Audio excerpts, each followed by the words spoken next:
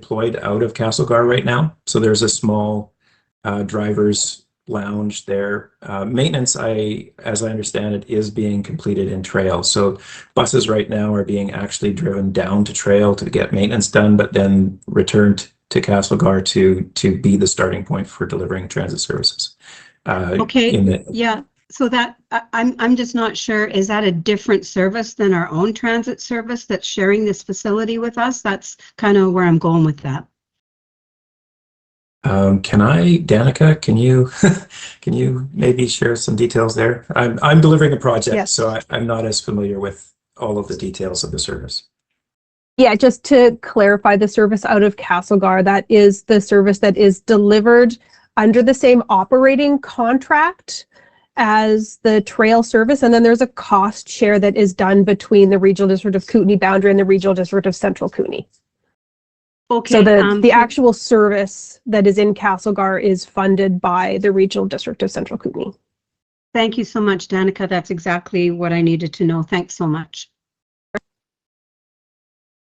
Any other questions? Right. So thank you, Chair. So the amendment to the MOU and the upgrades, do we have a budget for the future, what that's going to look like? Is that in the budget already? Okay. It's fine. And it's may I? Yeah. Sorry. And it's accurate current figures? Or okay. Yeah. The total budget is estimated. So. Right. Okay. Linda. Yeah, through the chair. Just a quick question to Danica or Aaron. The map, that's the first mapping I've seen of the actual site and what it encompasses in the 2.79 acres. Does that take in that gravelly area that's to the northeast there? To the northeast, the gravelly area that there's big boulders and things in there right now. There's been a bunch of product taken out of there by a local paving company. My understanding would be that it doesn't. So that area is north of our site. Okay, because it's right there. No, I'm talking about right beside your building, between your building to the northeast, more so the east. Oh, okay. We have been doing environmental remediations. Okay, so that right up to the edge of the highway right of way on the highway, you own that piece right there because it says it was sold right around the time that it was sold. You bought that piece of property. So I'm wondering if that is part of it because I have those questions coming from the public. And okay. It's between yourself and highway. I think the best thing that we can do is take that back to our real estate team and get an answer that's super clear. Thank you. I would appreciate it because it doesn't quite show the highway on here. So I don't know if that encompassed it right up to the highway right of way, but I would appreciate an answer on that. Thank you. Yes. Any other questions? Okay, thank you very much, Errol. I have one. I don't think he's finished. Oh, okay. As far as the whole presentation. No, okay. Carry on. Danica, you're anything else? Anything else, Errol? I thought he was talking about the exchange center. She is talking about the exchange. Okay. Okay, I can move on to the next part of the agenda if that's good. So I just wanted to give a quick update about the Downtown Trail Transit Exchange. The Regional District of Kootenay Boundary is our first official project partner for this project, but we have been working closely with the City of Trail on the design and endorsement of it. So the City of Trail did formally approve the detailed design on February 9th at their regular council meeting and essentially endorse the design, and now we will be advancing the project to the construction phase. So we'll be commencing procurement for construction contractor, and then the contractor will be creating a construction traffic management plan that's approved by the city and the Regional District of Kootenay Boundary. And then the expected start of construction will be spring of 2026 with the intent to have it in service this fall. So I do have a couple renderings here. So this is a rendering You can see we have a public washroom and an operator washroom, some bus bays with shelters, some landscaping done, and then this is looking sort of from a different angle. So in total, this exchange will include 6 bus bays, 3 illuminated shelters, and up to 9 benches. As I mentioned, the public washroom and operator washroom, bike racks, improved landscaping, as well as sidewalk widening and street resurfacing.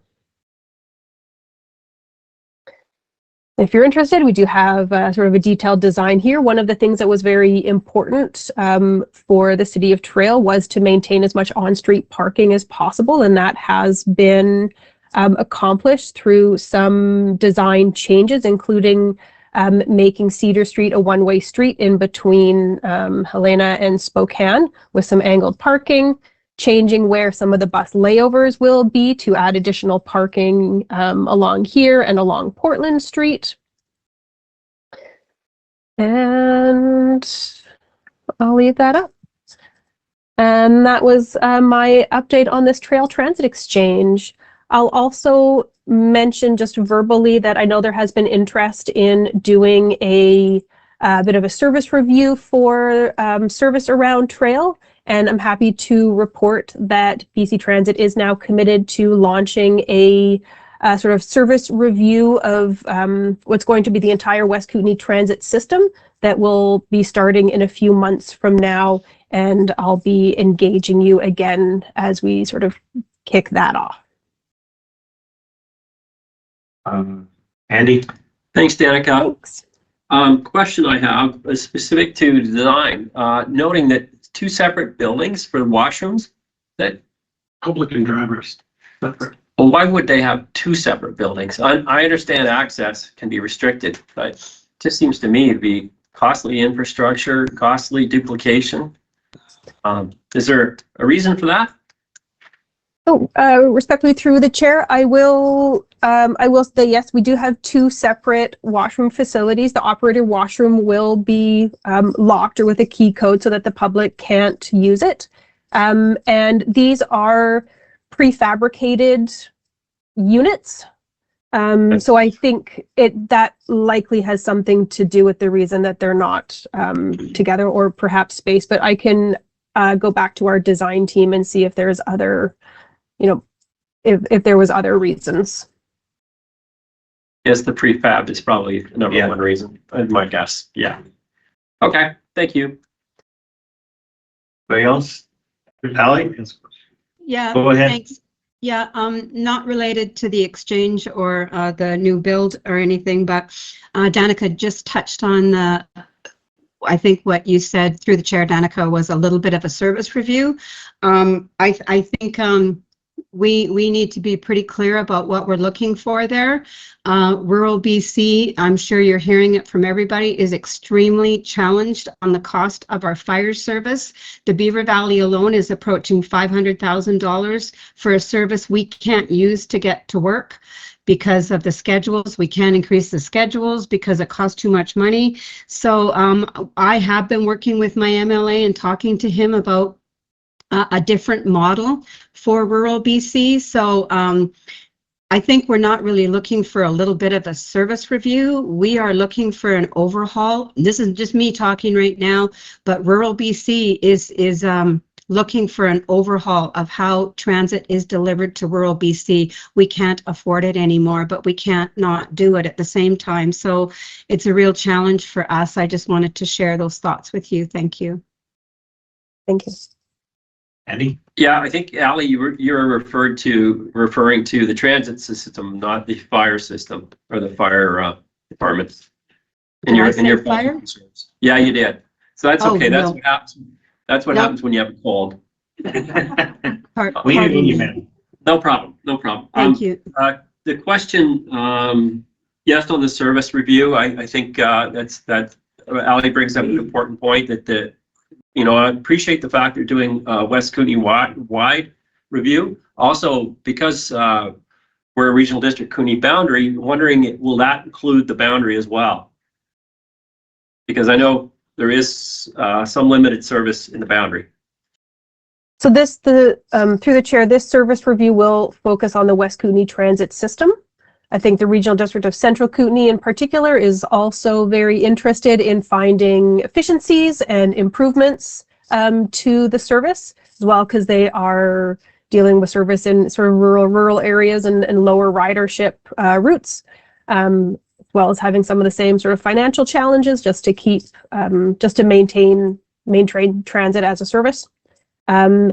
Boundary is a much smaller system, and I understand that there's some interest in sort of reviewing that system. It will be done separately because it is so small and there's not as many, I'll say, levers to pull to make adjustments to that service. So it's a lot smaller. So this one will just focus on the West Kootenay transit system. And it'll certainly be with a focus on, optimization and efficiencies and, potentially service reductions and making some recommendations along those lines, rather than a sort of growth lens. Thank you.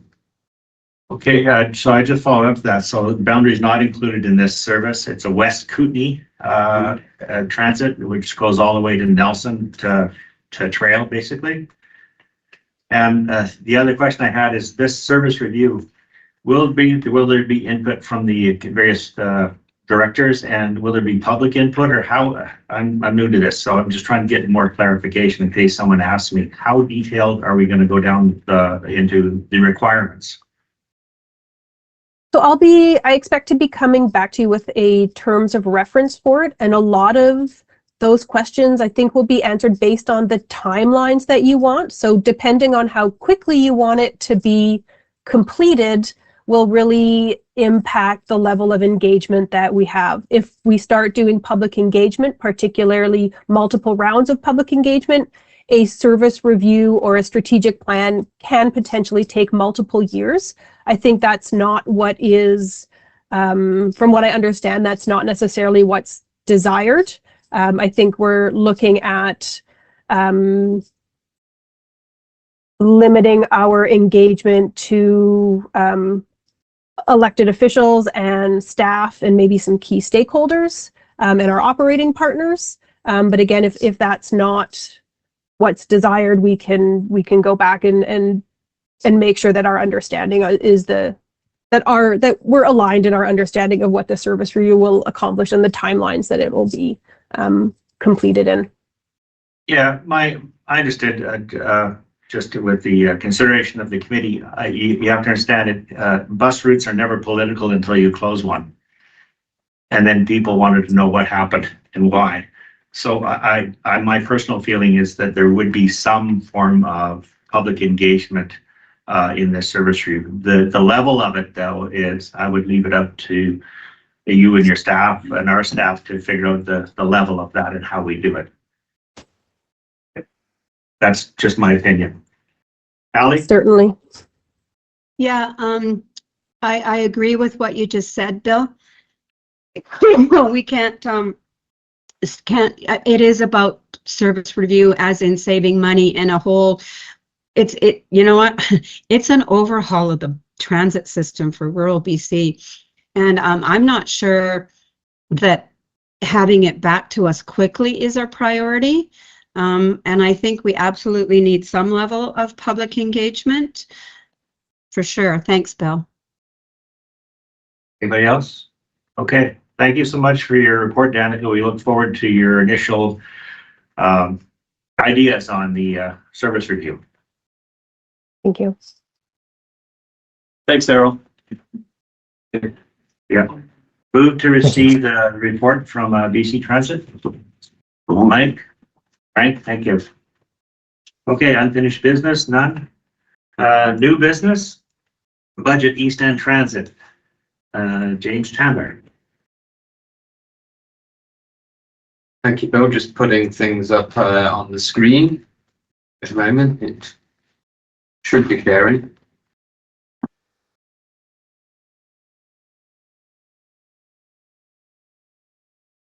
The computer has not been behaving, so I might have to ask Laura to share the report if she can.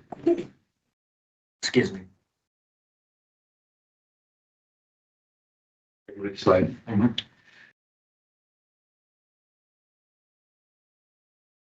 So further to conversations that we've had, I'm going to skip straight down to the budget summary. You're on fire service. It is going very slow. Thank you. So, as you will all recall, we've had conversations over the last few weeks about structuring the budget. There's no change in the overall costs of the service from January, and the current budget attached shows a 5% increase in this year, with sequential increases over the next 5 years to get us to a balanced budget between requisition and cost of the service in 2030.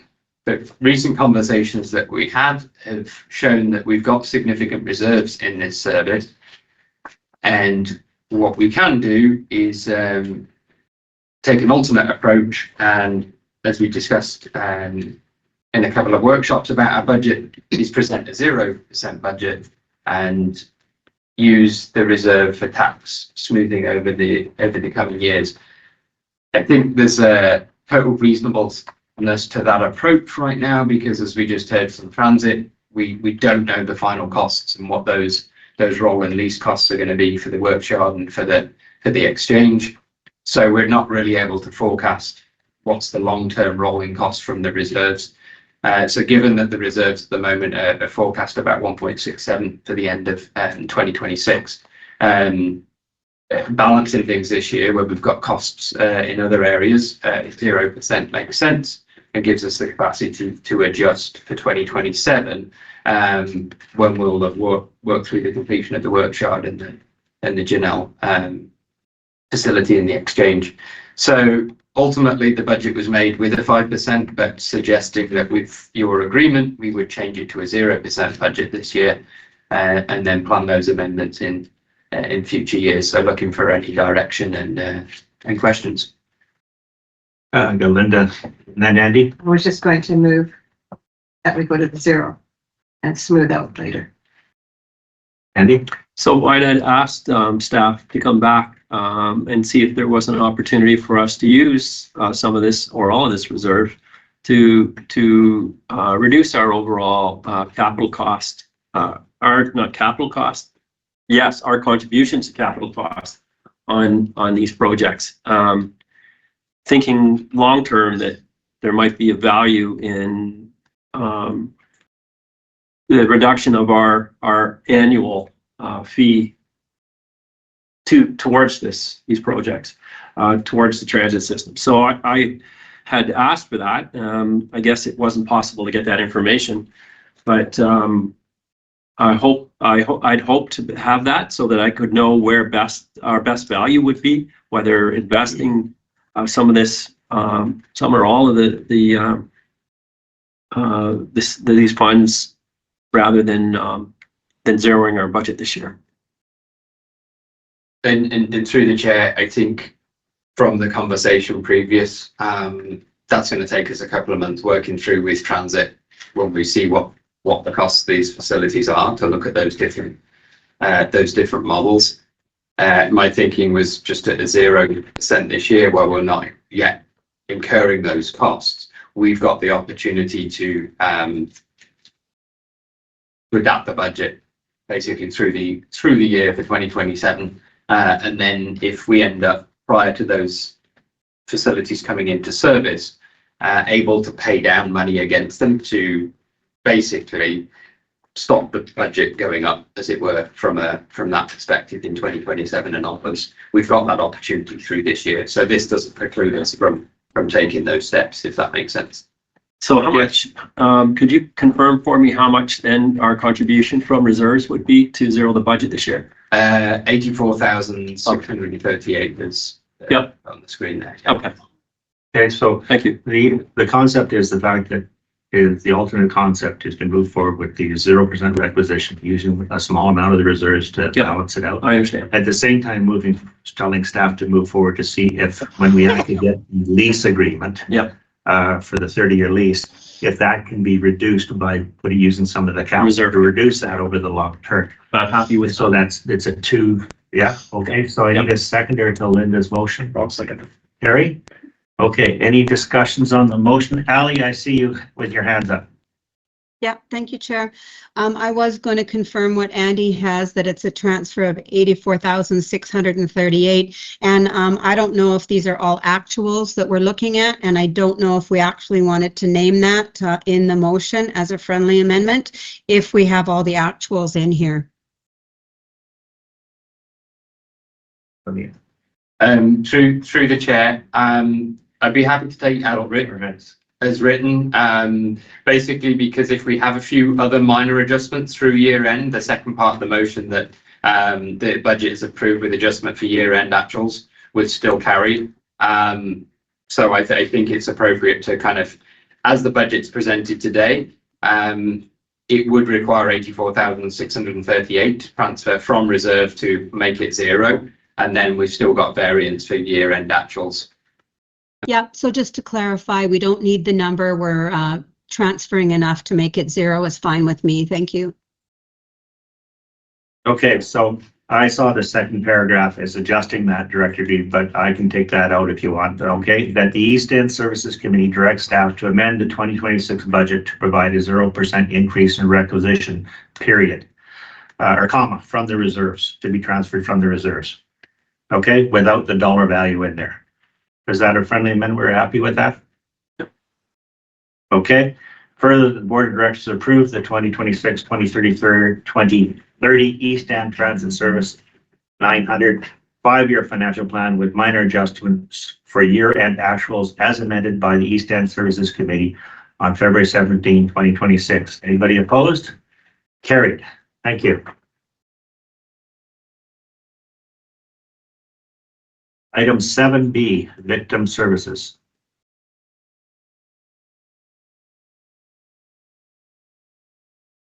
Fine. Yeah, I'm right on time. We're right on time.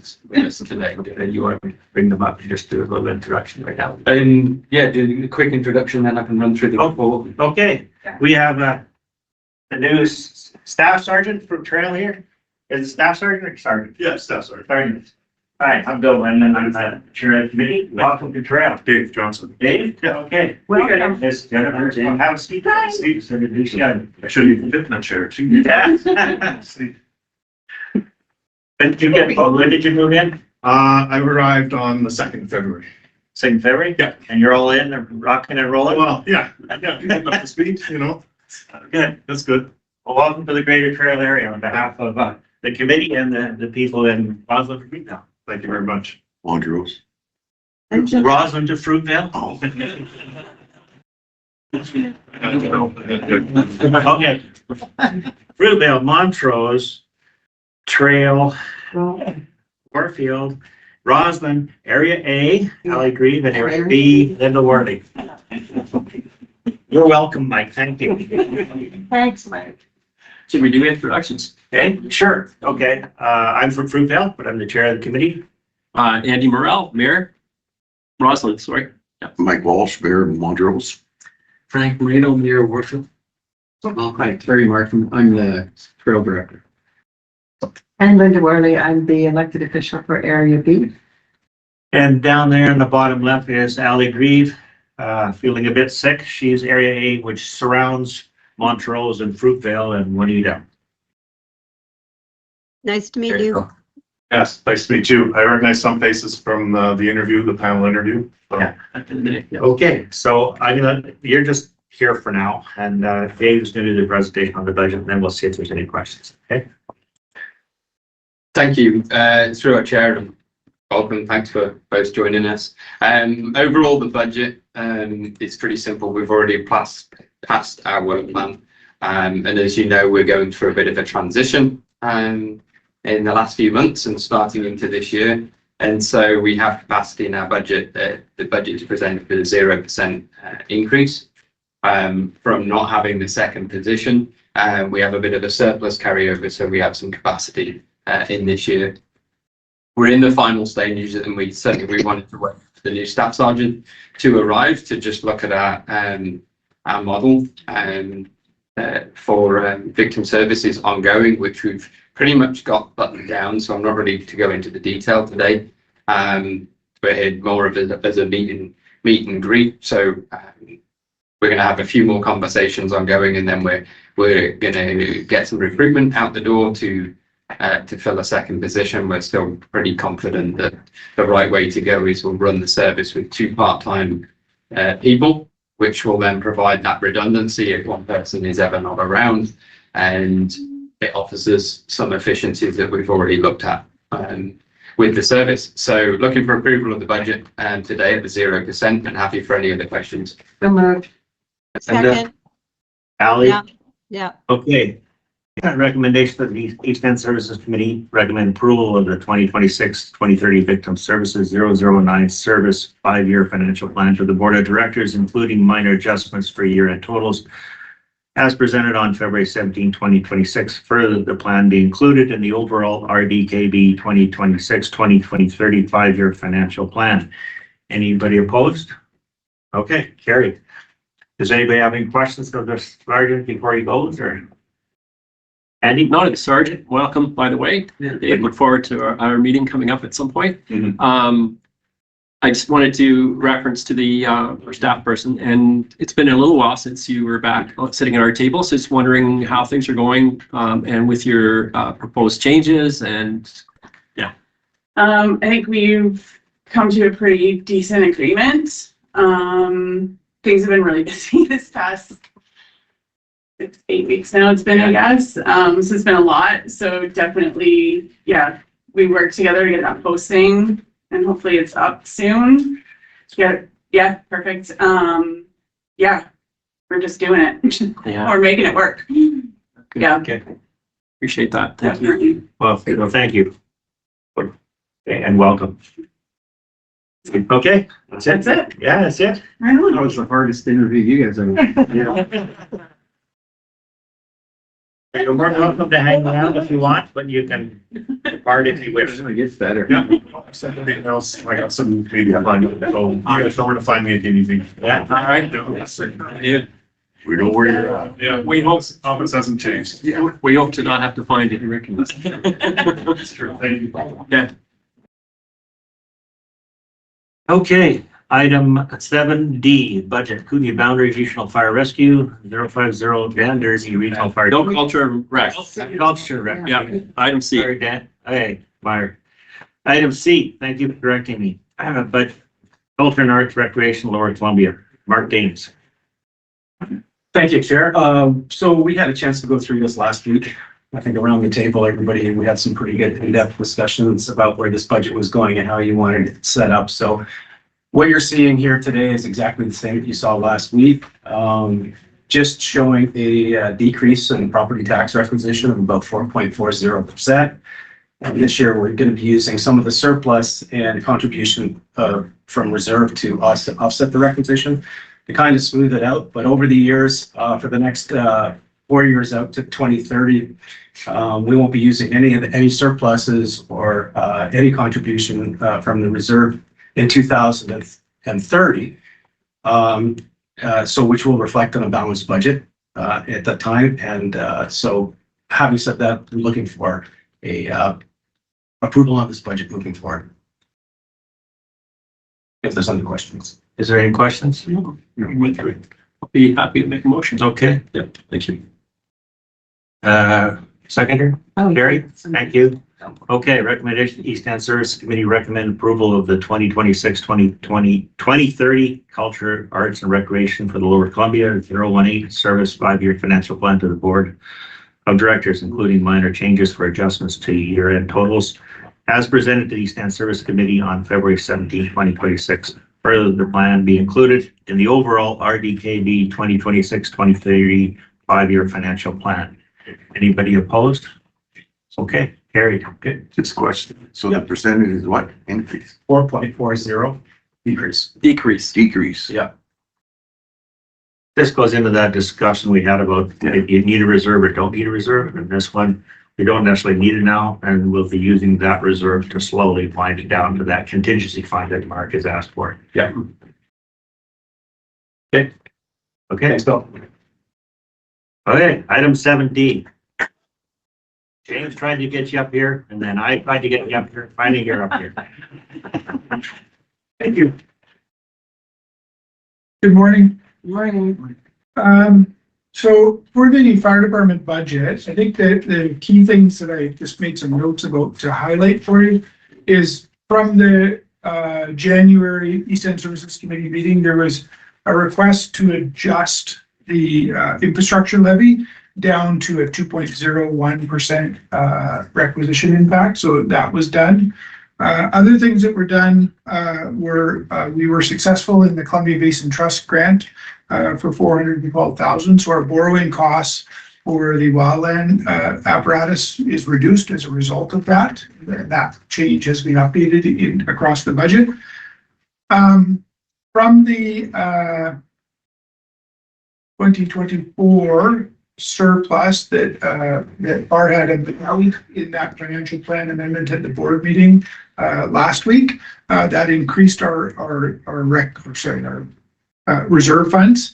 And so the budget also includes now funding the ladder truck for $2,009,000, 100% from reserves. So that's reflected in the budget.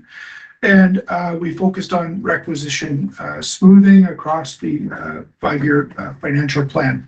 So those are the key changes that were made. The only direction from yourselves was that requisition piece. So the budget as presented is a total of a 9.61% increase. That includes the 2.01% for the infrastructure levy and the 7.6 for the budget. Any questions? Just one question for clarification. I think I'm right. This includes those 2 FTE we've added to. Okay. Okay. Ally? Yeah, and not speaking directly to this budget, but referring to a future item on why we're looking for a notice of motion on changing requisition to reflect actual number.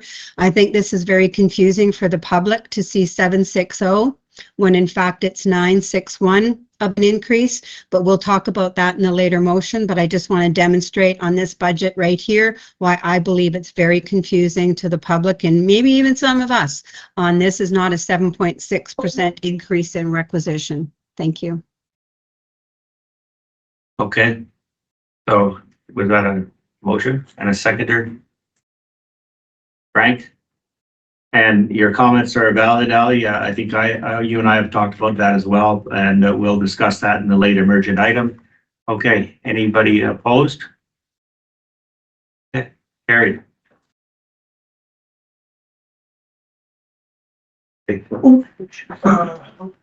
Question.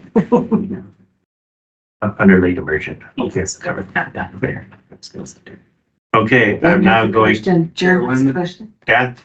Just a couple of the items included in the budget, I'd like to get started on. So building maintenance and capital, and just want to talk about that for a minute on can we get early approval just for those commitments to start that work. No monies would be spent probably for some months, but trying to get ahead of the projects. I think that if it's in your capital plan, then you should be able to go ahead. As long as the capital plan is approved. I'm trying not to step into staff toes. I'm just sort of localizing it because I just want to, I want to get started on this work. Yeah, remind us, Dan, of what specifically. Specifically, it's a renovation next door from the perspective of our hiring, and so just making some space, and then we need to widen the bay door at our Fruitvale station. And then the last piece of the training center. And so those are all included in the capital, right? And I don't see any monies being spent for some time, but I'd like to start the commitment and getting contractors lined up. If I remember correctly, at last meeting that Dan, you did mention those items. item for item, and Yep. that was brought forward at that time, so. Yeah. Yeah, through the chair, we'd see no concerns with approval of the budget today and the recommendation to go to the board. It's pretty common that we're doing that through most of our services, but necessary. Okay, thank you. Yeah. I just didn't. That's the word. So we have to lay it out in the plans. Late emergent items. Laura just reminded me, we have another one as well, with permission of the committee. It was the discussion of the $30,000 for the skills center, which was deferred here. We had the presentation delegation. Yep. So with the committee's permission, we'll talk about that one as well. Yeah, happy to have that. Yeah, okay. That's my bad. I forgot to bring it forward. So we'll talk over it. Ali, you're first. Sure. Yeah, thank you, Chair. I've played with a few different resolutions here, and the latest one I sent the group last night at 5:44 is a slightly condensed version. Just before I read the notice of motion, it's because, as I said earlier, it's hard for people, whoever, to understand what the actual requisition increase. And the other confusing part for me is an infrastructure levy is a capital reserve. Why is it included in the revenue section? Why isn't it down where capital reserve contribution would be? That's also confusing to me. I think when any of us look at budgets, we ought to see what is the requisition increase as a total. So therefore, I propose this resolution. We, the East End Services Committee, recommend, and I don't know if Laura has this up for you to read as I'm doing this, but we, the East End Services Committee, recommend that the Board of Directors direct the Finance Department to present proposed requisition increases and any infrastructure levy as a single combined line item shown as one total percentage increase over the previous year's total requisition with a subtotal permitted to show its components. Further, that this total percentage is clearly stated in all budget summaries and public reporting documents. Further, that the total expenses be subtotaled to clearly distinguish operational and capital expenses in all budget summaries and public reporting documents to ensure transparency and clarity regarding the overall budget impact. I move. Okay, seconder, Linda, any discussion? Obviously, it's carried. Obviously, Ali, thank you very much. It has to go for the board, as you know, to discuss and look at it and further, but this will go from the committee to the board. Thank you very much, Ali, for working so hard on this while you're sick. Okay, the second late emergent item is skills center request. Who wants to talk to that, Laura or James or me? How are we going to do this? Well, the request was for $30,000, and that we were looking to come from the economic development. So I'll let James say whether or not that's feasible. Yes, through the chair. Just really an unanswered question. We would have capacity in that budget. There's some allowance there for investment in other areas of agricultural priorities or other initiatives we might see. There's a small reserve, so we certainly could stretch the capacity to fund that this year if we wanted to. It would be a change to what we've already approved. But they were looking for an answer, and I believe they've also made a similar request to the City of Trail, and they're looking to respond as well. And said, yeah, we've got to go through our discussions here. A decision hasn't been made yet, but they will be looking for some feedback. Okay, general discussion, Linda. Yes, question. What other ongoing agricultural things might suffer if this monies were used toward the skills center? And through the chair, I would just off the top of my head, nothing that we've identified right now, because we've not made any other commitments. Last year we provided $10,000 to a Grow and Connect project that was done for 1 year. That's done. We still have the money to support the requirements with the farmers market. And hopefully this is the last year as they move forward, so that there isn't any other ask that we've had at this moment in time. But that doesn't mean something could come up through the year as we move along, and then we'd have some capacity there if we wanted to allocate some funds. And but there's nothing on the books at the moment. So for I- supplemental, oh. there, I would make that motion to, Well, I've got Ally and Terry Okay. want to talk to first, so. I thought we had to make a motion to have more for the. Well, it's a general discussion about where is it, first off, where is the money coming from? That wasn't clear. Because I asked staff to figure out which service could it actually come from. And the staff figured out that the service it would come out of is the economic development service. Right. That's the first thing and James could verify that. And now the question is getting a consensus on how we feel about this coming out of that. Okay. Ally and then Yeah, Terry. Thanks, Chair. Yeah, I had similar questions to what Linda did because I'm a strong supporter of anything to do with food and water. I would prefer to keep any monies related to food initiatives with the LCCDTS under CAM's umbrella rather than spread it out into a different organization. If I'm understanding the conversation right. And I do understand also there's a retirement in that skill center with Morag leaving. And I think we discussed the other day, you know, when an entity loses provincial or federal funding, they always are, they tend, not always, but they tend to come to the regional district thinking that we have bank accounts open, ready to fill gaps when funding is missing from other levels of government.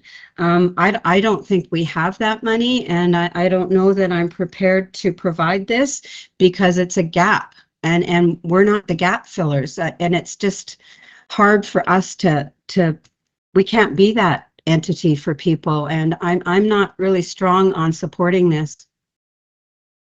Okay, thank you, Ally. Before Terry comes on board, I've just asked James to pull up the economic development budget that we approved. But go ahead, Terry. Thanks to the chair. Has the skill center come back with any updates when they came and spoke to us? Because when they came and spoke to the city, can't get into details. It was in a closed meeting, but they were going to come back with some updates.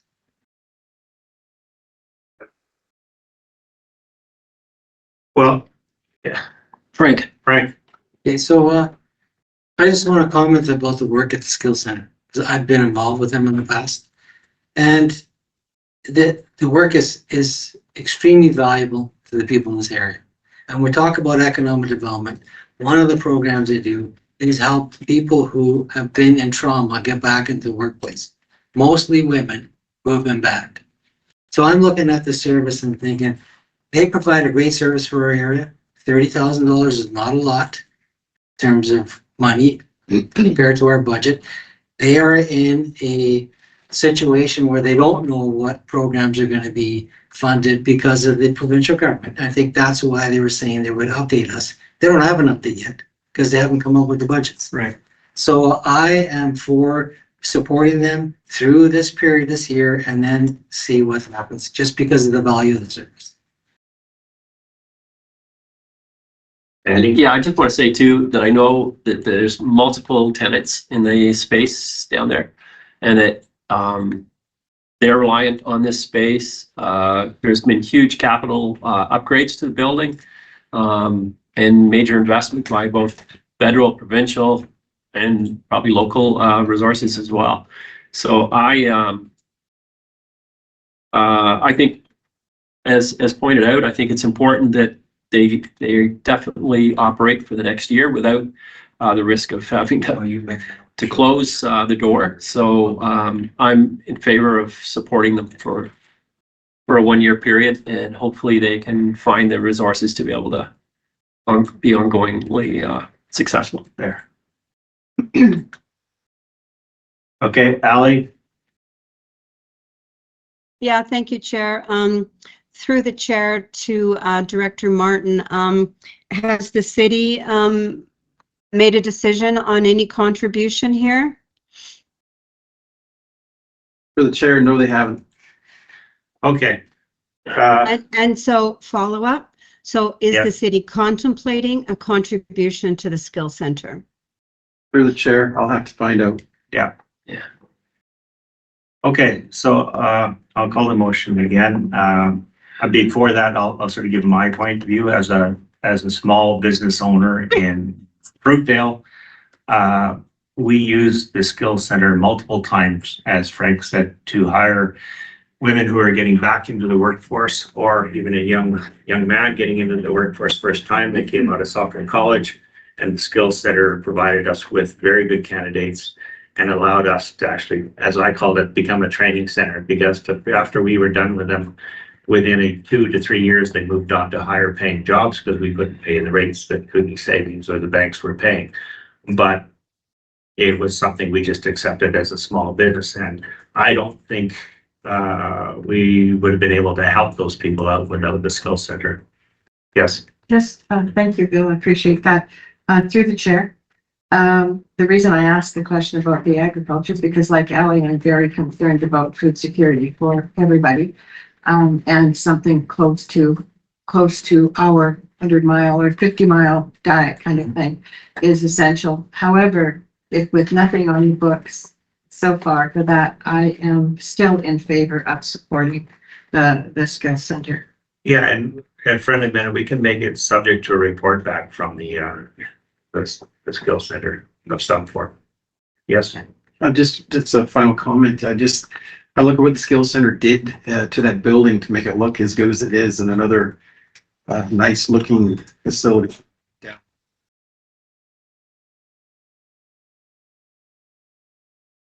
I'll be supporting. Okay. Ally, last one before we put it to a motion. Yeah, I guess, when this renovation and building was put together, I guess what was the long-term plan for sustainability for this? It's rhetorical, but what was the long-term plan for sustainability here? Rhetorical. Thank you. Yeah. Yes, it was a reliance on federal provincial monies, and that's the unfortunate part. Is that with the cutbacks that are coming, it puts things in jeopardy. And obviously, this organization is only going to be one of many that are going to be receiving some bad news in the next little while, I believe. So I agree that we shouldn't be the stopgap, but okay, so we are right now. The way I'm hearing the motion is that the East End Services Committee support the $30,000 coming out of the Economic Development Service of up to $30,000. And further, that in order to receive this money, that we receive an update of what their short and long-term plans are. How's that sound? Yep. Is that good? Yeah, with an update of what their funding requests. Yeah, that's short-term and long-term plans. Okay. Ally? Yeah, so is that going to be item number 5 on what we're looking at on the screen here for $30,000? And I'm sure it won't have a huge impact to the final budget, but so what does that look like then? Is that using the cultural support? Yeah, through the chair, I guess for us to be specific, that agricultural support, $35,000, is not allocated in this year to any specific projects. So that's what we used 10,000 of it last year for the Grow and Connect. You could consider just maintaining that and increasing the budget, or utilize combination between the reserve that we have and all this specified funding to keep the budget at the same level. Yeah, and that's why in the motion, that's why I said up to. Well, follow up. I've been working with CAM and the United Way and the lady from Cranbrook who came to talk to us about food security issues. So, should they come up with something there, that's what this money was earmarked for. So I'm a bit concerned on where this money's coming from. And through the chair, that's what we're looking for direction. We currently, as I said, don't have an ask for that in the budget. It doesn't mean that ask won't come up. So we can use the budget that we have, kind of reallocating, or we can increase the budget. And what did you say about reserves, James? There's approximately there was 15,000 shown in reserves. Andy? So my suggestion is that we use the 30,000 from the agricultural support a line item at this point, and that we have, that'll leave another 20,000 with the 5,000 left out of this budget item, and also 15,000 in reserve for any potential future request, and have that flexibility. Second that. Okay, you got that?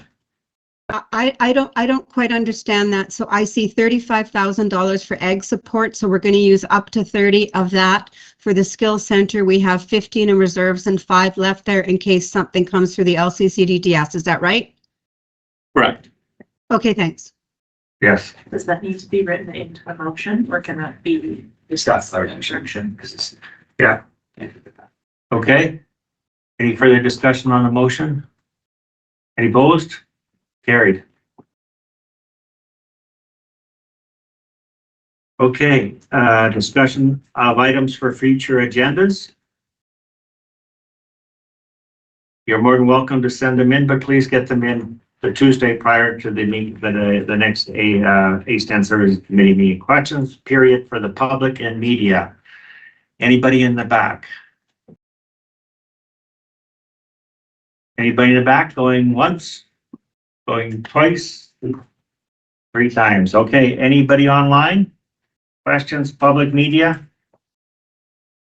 I don't see anybody.